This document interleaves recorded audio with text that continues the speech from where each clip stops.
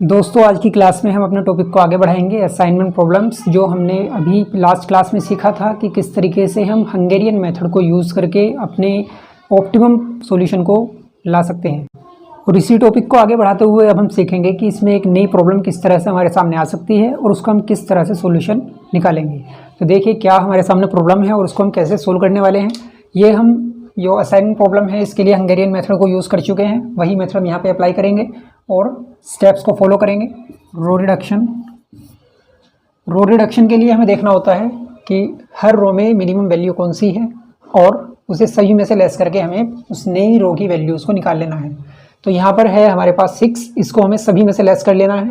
11 minus 6 5, 17 minus 6 11, 6 minus 6 0, 16 minus 6 10, 20 minus 6 14।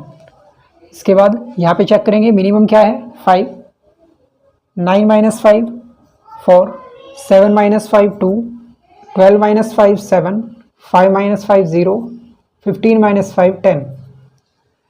यहाँ minimum हमारे पास है 3, 3 माइनस 3 0, 16 माइनस 3 13, 15 माइनस 3 12, 12 माइनस 3 9 और 16 माइनस 3 13।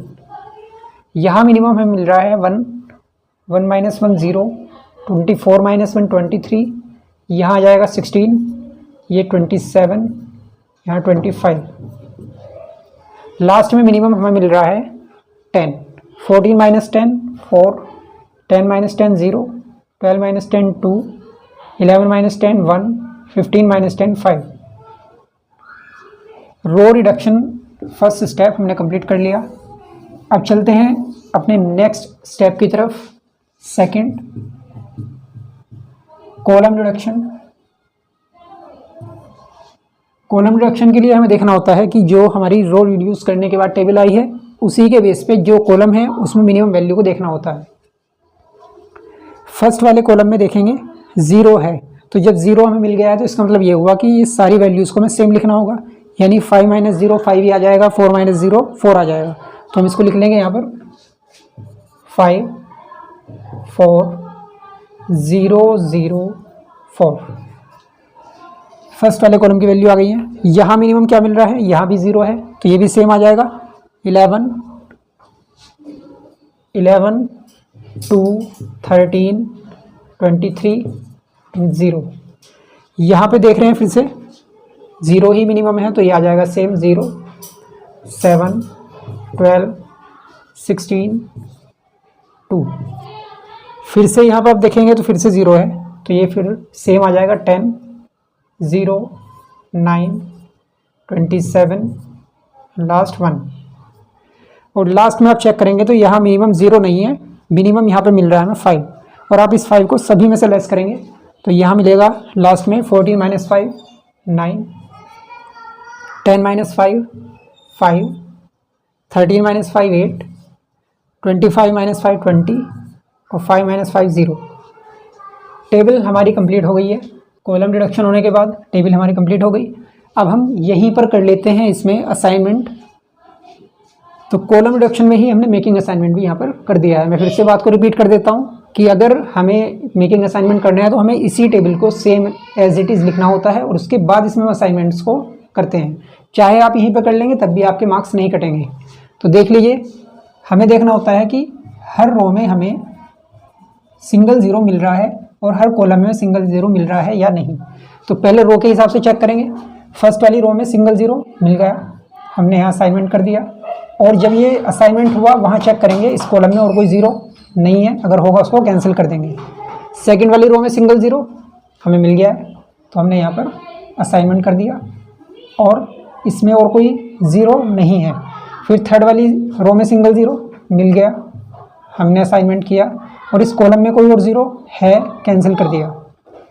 फोर्थ वाली रो में सिंगल 0 नहीं है तो यहाँ पर हम असाइनमेंट नहीं कर सकते, जो यहाँ पर 0 थी वो कैंसिल हो गई है। इसके बाद लास्ट वाली रो में सिंगल 0 एक नहीं है, एक से ज़्यादा है तो इसको भी हमें छोड़ना होगा। और हम अब सभी रोज़ को करने के बाद करेंगे इसी काम को कॉलम के हिसाब से। तो फर्स्ट वाले कॉलम में सिंगल 0 असाइनमेंट हो गया है, देखने की ज़रूरत नहीं है। सेकंड वाले में सिंगल 0 मिल गई है, हमने यहाँ पर असाइनमेंट कर दिया। और अब इस रो में चेक करेंगे और कोई 0 है, क्रॉस कर देंगे। थर्ड वाले कॉलम में सिंगल जीरो, यहाँ पर असाइनमेंट हो चुका। फोर्थ कॉलम में असाइनमेंट हो चुका और लास्ट में आप चेक करेंगे यहाँ पर असाइनमेंट नहीं हुआ और यहाँ पर सिंगल जीरो भी नहीं है। तो आप देखेंगे कि सभी जीरो या तो असाइन हो चुकी हैं या उन पे हमने क्रॉस कर दिया है। कोई भी जीरो नहीं बची है तो हम इसको यहीं पर छोड़ देंगे और अब चेक करेंगे कि हमारे ऑप्टिमम यहाँ पर अलॉटमेंट हुए हैं या नहीं। तो हमारे पास रो और कॉलम कितने हैं, 5 हैं, तो यहाँ पर 5 ही हमारे अलॉटमेंट भी होने चाहिए तो ऑप्टिमम आ जाएगा। यहाँ हमने चेक किया तो अलॉटमेंट सिर्फ और सिर्फ हमारे 4 हैं और जब अलॉटमेंट हमारे 4 हैं इसका मतलब ये असाइनमेंट जो हुए हैं वो ऑप्टिमम नहीं है, हमें इस काम को आगे और बढ़ाना होगा। अब चेक करते हैं कैसे। यहाँ सबसे पहला काम यह है कि हमें उस रो को चेक करना है जिस रो में असाइनमेंट नहीं हुआ है। फोर्थ रो में कोई भी असाइनमेंट नहीं हुआ तो हम यहाँ पर इसको डिनोट कर देंगे, एक तरीके से साइन लगा देंगे इस तरह से कि ये हमने इसकी पहचान के लिए कर दिया कि इस रो में कोई असाइनमेंट नहीं हुआ है। ये टिक करने के बाद अब हमें देखना है कि इस रो में ज़ीरो कहाँ पर है। ज़ीरो है यहाँ। अब ये ज़ीरो जिस कॉलम में है उस कॉलम पे हमें ऐसे ही टिक कर देना है। ये हमारा दूसरा रूल इसमें है। फर्स्ट रूल था कि हमें उस रो को टिक करना है जहाँ पर असाइनमेंट नहीं हुआ है। फिर ये था कि जिस रो पर टिक किया वहाँ पर ज़ीरो कहाँ है उस कॉलम में टिक कर देना है। और फिर ये देखना है कि जहाँ हमने कॉलम पे टिक किया वहाँ असाइनमेंट कहाँ है, तो उस कॉलम में असाइनमेंट यहाँ है और ये असाइनमेंट जिस रो में है उस रो पे हमें फिर से टिक करना होगा। ये हमारे इस तरह से हर एक रो के लिए, यानी एक ऐसी रो जिसमें असाइनमेंट नहीं हुआ है, हर एक रो के लिए हमें 3 टिक लगाने होंगे। एक से ज़्यादा अगर रो होगी तो हमारे टिक्स और इंक्रीज़ हो जाएंगे। ये बात यहाँ पर क्लियर हो गई है। अब हम यहाँ पर करेंगे मिनिमम नंबर ऑफ़ लाइन्स को ड्रॉ, यानी हमें सभी ज़ीरो को कवर करते हुए यहाँ पर लाइन को ड्रॉ करना होगा। और उसके लिए रूल ये है कि जितने असाइनमेंट हमारे हो चुके हैं मैक्सिमम हमारी लाइन जो ड्रॉ की जाएंगी वो भी उतनी ही होंगी, उससे ज़्यादा नहीं हो सकती हैं। अब इसके लिए रूल ये है कि हमें ये देखना है कि किन रो पे हम टिक कर चुके हैं। जिस भी रो पे हम इस तरह से ये राइट के साइन टिक कर चुके हैं उस रो पे हम ज़ीरो कवर करने के लिए ऐसे लाइन को ड्रॉ नहीं करेंगे। ये रेस्ट्रिक्शन यहाँ पर है। और ये देखना है कि कौन सा ऐसा कॉलम है जहाँ पर हमने टिक किया है, उस कॉलम पे हमें ज़ीरो कवर करने के लिए ऐसे लाइन को ड्रॉ करना होगा। ये हुआ हमारा फर्स्ट। अब हमें ये देखना है कि कौन सी और ज़ीरो हैं जहाँ पर हम लाइन ड्रॉ कर सकते हैं। तो रेस्ट्रिक्शन तो ये है कि हम इन 2 रो पे कोई भी लाइन ऐसे ज़ीरो को कवर करने के लिए नहीं कर सकते हैं, ड्रॉ नहीं कर सकते हैं। लेकिन यहाँ पर और ज़ीरो है भी नहीं, अगर होगी तो लाइन ऐसे ड्रॉ नहीं होगी, इस तरह से ड्रॉ होगी, वर्टिकल होगी। ठीक है। अब हम देखेंगे कि और ज़ीरो कहाँ पर है। एक लाइन हम यहाँ कर सकते हैं ऐसे, ये एक ही लाइन से हमारी 2 ज़ीरो कवर हो जाएंगी। क्लियर हो गई बात। ठीक है। तो ये हुई हमारी इस तरह से 2 लाइन ड्रॉ हो गई है। अब हम चेक करते हैं कि और कहाँ पर है। और हमारे पास है एक यहाँ ऐसे हम कर सकते हैं और एक यहाँ पर है ऐसे हम कर सकते हैं। यहाँ पर 1 था तो ये मैंने इस तरह से वर्टिकली लाइन को ड्रॉ कर दिया है। आप चाहें तो यहाँ पर हम ऐसे भी बाउंड नहीं है कि हम इसको ऐसे लाइन को ड्रॉ नहीं कर सकते, ऐसे भी कर सकते हैं। आपका आंसर फिर भी ऐसे ही आएगा, ऑप्टिमम ही आएगा, कोई इसमें चेंज नहीं होगा। यानी जैसे मैंने लाइन को ऐसे वर्टिकली ड्रॉ कर दिया है तो आप इसको ऐसे भी कर सकते थे, कोई परेशानी वाली बात नहीं है, कोई दिक्कत वाली बात इसमें नहीं है। तो अब हम चलते हैं, हमारे यहाँ पर ये पहला स्टेप इसमें कंप्लीट हो गया है। नेक्स्ट स्टेप के लिए हमें एक नई मैट्रिक्स के लिए काम करना होगा। तो न्यू मैट्रिक्स तैयार हो जाएगी। अब वो कैसे होगी इसके लिए कुछ रूल्स हैं, उसको देख लीजिए कि यहाँ पर जो अनकवर्ड वैल्यूज़ हैं, आप सबसे पहले देख लीजिए कि इसमें 3 तरह की वैल्यूज़ हमारे पास हैं। एक है इसमें अनकवर्ड, यानी जिसपे कोई भी लाइन ड्रॉ नहीं हुई है, एक तो ये है। एक है इसमें कि जिसपे सिंगल लाइन ड्रॉ हुई है, तो वे कुछ वैल्यूज़ आप यहाँ देख सकते हैं इस तरीके से। और एक वैल्यू इसमें है जहाँ पर डबल क्रॉस है, तो ये भी कुछ वैल्यूज़ हैं। यानी 3 वैरायटी हमारे पास यहाँ पर वैल्यूज़ की आ गई है और तीनों के लिए ही हम अलग अलग काम करेंगे। सबसे पहले आप चेक करेंगे कि हमारे पास अनकवर्ड वैल्यूज़ में कौन सी वैल्यू मिनिमम है, सबसे छोटी वैल्यू कौन सी है। तो आप देखेंगे सबसे छोटी वैल्यू हमें कौन सी मिल रही है, यहाँ पर सबसे मिनिमम वैल्यू यहाँ पर है 2।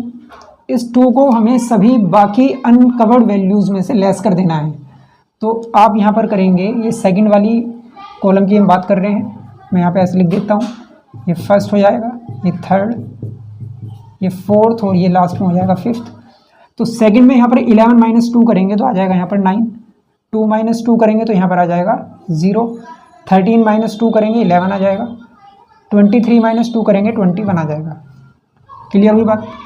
ऐसे ही लास्ट में 9 - 2 करेंगे 7, इसके बाद 5 माइनस 2 करेंगे 3, 8 माइनस 2 6, 20 माइनस 2 18। क्लियर हुई बात? ये हुआ। अब बाकी चीज़ें क्या थी, जो सिंगल लाइन ड्रॉ हुई हैं उनके लिए हमें क्या काम करना है, उनके लिए हमें उन्हें सेम एज इट इज़ लिख देना है जैसे वो वैल्यूज़ थी। ये जो 5 4 0 0 है इनको ऐसे लिख देंगे 5 4 0 0।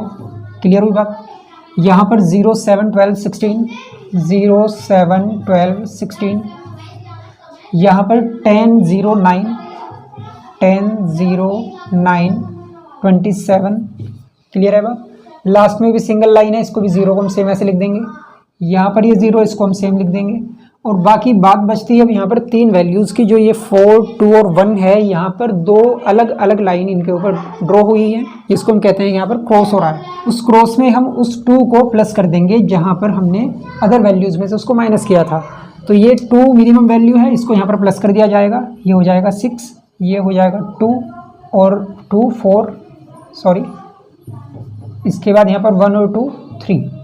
नई टेबल हमारे सामने तैयार हो गई है, न्यू मैट्रिक्स रेडी हो गई है। और यहाँ पर वही स्टेप्स हम करेंगे जो हमने ऊपर किए थे। फर्स्ट रो के हिसाब से चलेंगे।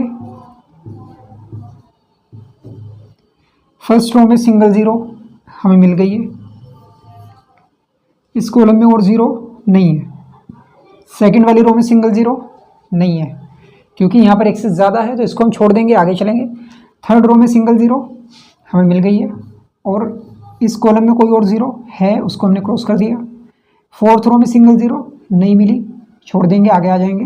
फिफ्थ रो में सिंगल 0 नहीं है, तो हम इसको यहाँ पर भी छोड़ देंगे। और अब चलेंगे फिर से कॉलम के हिसाब से। फर्स्ट वाले कॉलम में सिंगल 0, यहाँ पर ऑलरेडी अलॉटमेंट हो गया है तो हमें यहाँ पर कुछ देखने की ज़रूरत नहीं है, आगे आ जाएंगे।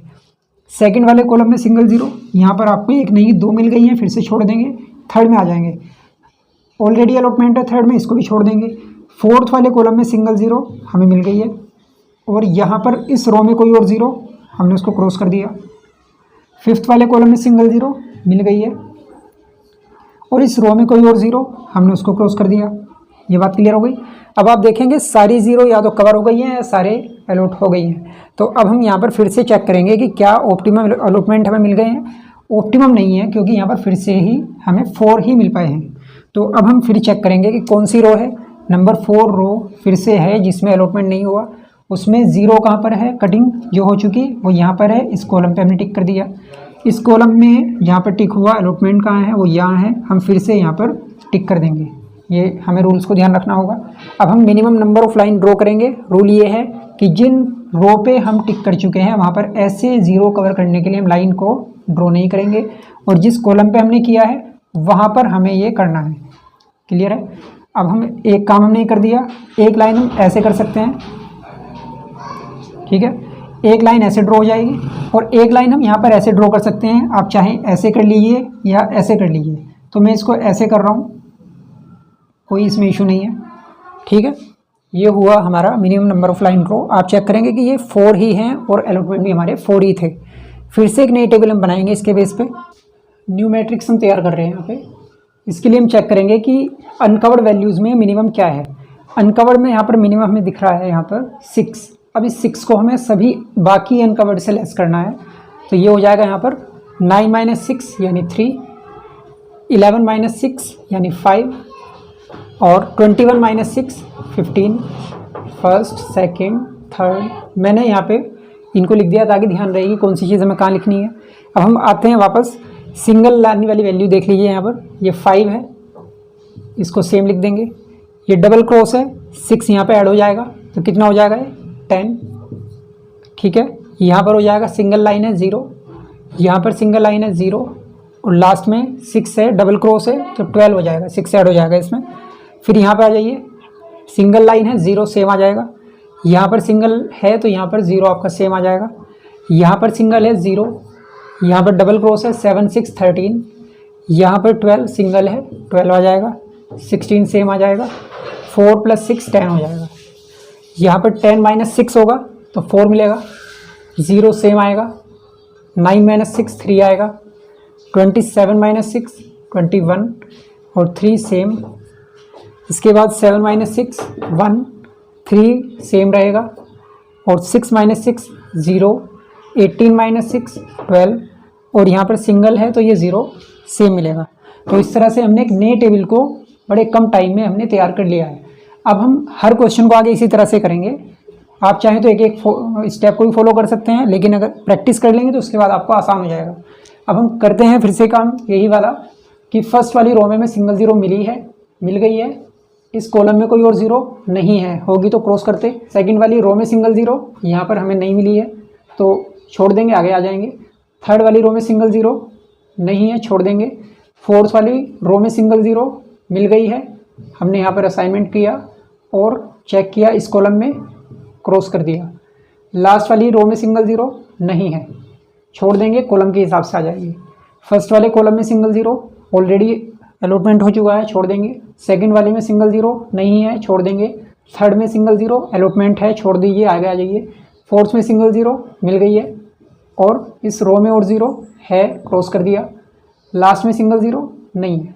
ठीक है, तो हमने जितना काम हम कर सकते हैं वो कर लिया है। अब हमने देखा अभी भी हमारी कुछ 0 बिना असाइनमेंट या बिना क्रॉस के रह गई हैं, तो फिर से हम वही रो फॉलो करेंगे, रो के हिसाब से आ जाएंगे।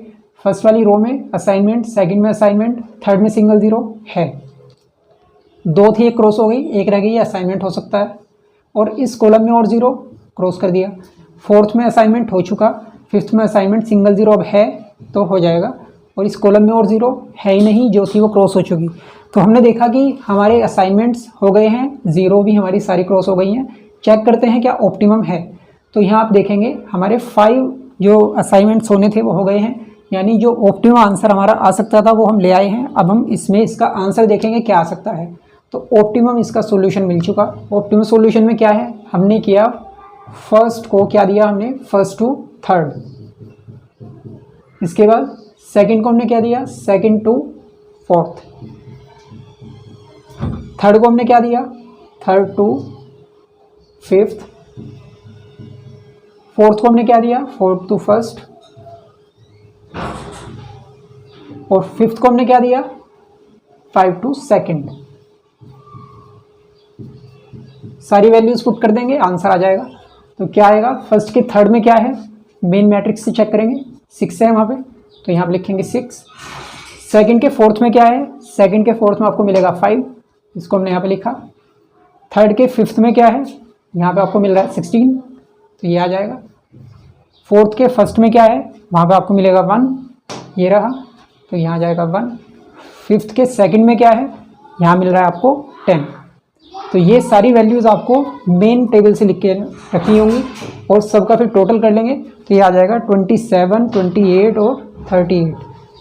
आपकी जो टोटल कॉस्ट यहाँ पे आ सकती है 38 होगी, और यही आपकी ऑप्टिमम भी होगी। किसी भी और पैटर्न से आप इसको करेंगे तो आपकी मैक्सिमम जो कॉस्ट बनेगी वो 38 ही बनेगी। और हम ये कहेंगे कि ये वो मिनिमम कॉस्ट है जिसे आप कह सकते हैं कि मैक्सिमम आप खर्चा इतना कर सकते हैं। इससे ज़्यादा आप एक्सपेंस करेंगे तो आपकी कॉस्ट इंक्रीज़ हो जाएगी, आपके जो प्री डिसाइडेड जो भी आपके ऑब्जेक्टिव्स हैं उनको आप अचीव नहीं कर पाएंगे। तो ये आज की क्लास थी। अब मिलते हैं इसी क्लास के एक नए टॉपिक के साथ नेक्स्ट वाली वीडियो में।